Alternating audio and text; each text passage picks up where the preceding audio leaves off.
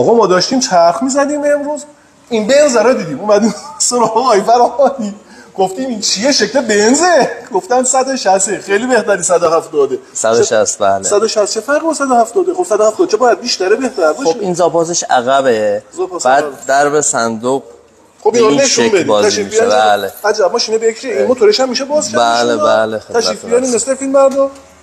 خط خش نیفته. نه این موتورشه. چند سیلندره این موتور؟ 4 سیلندره. خب بعد خدمت شما عرض بشه که این نوعه؟ بله این یه سیستم روغنکاری داره که اینه. خب تمام وقتی ماشین شما روشن میکنی تمام درب‌ها تمام کارهای ماشین رو خودش اتوماتیک روغنکاری میکنه.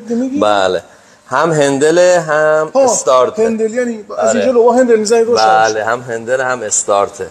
خدمت شما عرض بشه که راهنماهاش به این شکله، یعنی این راهنما وقتی که بله میاد بیرون مغناطیسیه این. بله این میاد بیرون به صورت مغناطیسی بازی میکنه و خاموش روشن هم میشه. بله خاموش روشن میشه هم باز هم خاموش روشن میشه هم باز در برعکس باز میشه. در برعکس باز میشه. بله نشون بدید. یه داخل کابینه نشون بدید. داخل کابینه چه چیز خوشگلی فابریک خودش. آره اینجا فروشی نیست که این فقط برای عشق. نه این برای عشق. آقا ما این ویدیو اوریجینال گرفتیم فقط برای اونها که دوست دارن اینا ببینن حالشون خوب شه. بله فروشی نیست. این سراغش هم نگید. بیاین عقبش نشون میده، در عقب برعکس باز میشه. بله در عقبش برعکس داره. عقبش نه فقط تمام کتابچه‌هاش تمام سرویسایی که از سال 1953 شده تمام سرویساش توی این دفترچه‌اش هست. خب بیاین ببینم. این دفترچه مرسدسشه که تمام سرویسایی که شده این ماشین و حتی اون سیستمایی که داره توضیحش هست. توضیحاتش تمامش هست، یعنی شما نیازی نیست که بری مثلا کارهای انجام بدی. پروانه موتور همه چیش. این صندوق که فرمودین زاپاس پشته به چه شکله؟ کیلومترش این 30,000 کیلومتر. چقدر؟ 30,000 کیلومتر. رنگ فابریک چند هست؟ رنگ فابریک 30,000.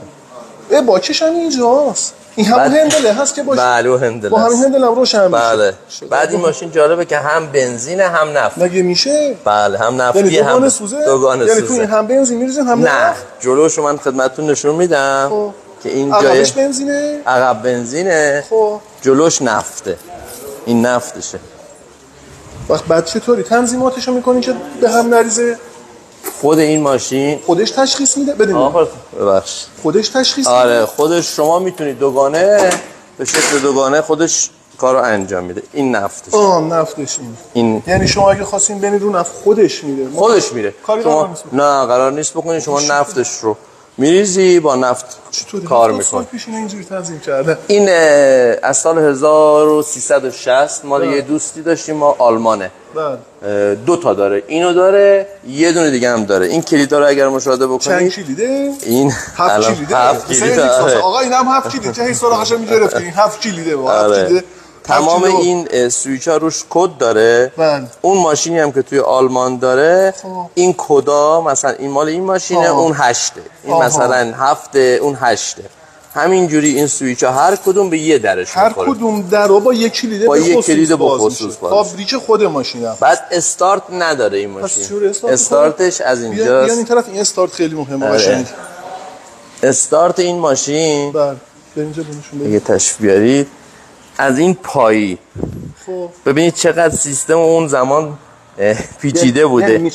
نه ببینید این پاییه این از اینجا استارت میخوره، از اینجا یه پداله بالای گاز. بله بالای گاز استارت میخوره، یعنی همزمان هم استارت میخوره هم شما رانندگی.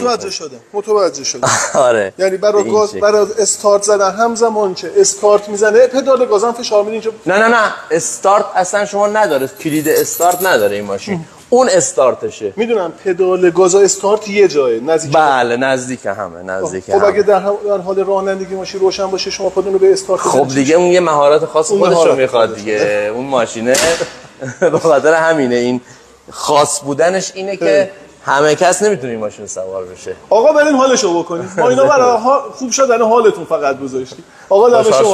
قربون شما زنده باشید. در خدمت شما.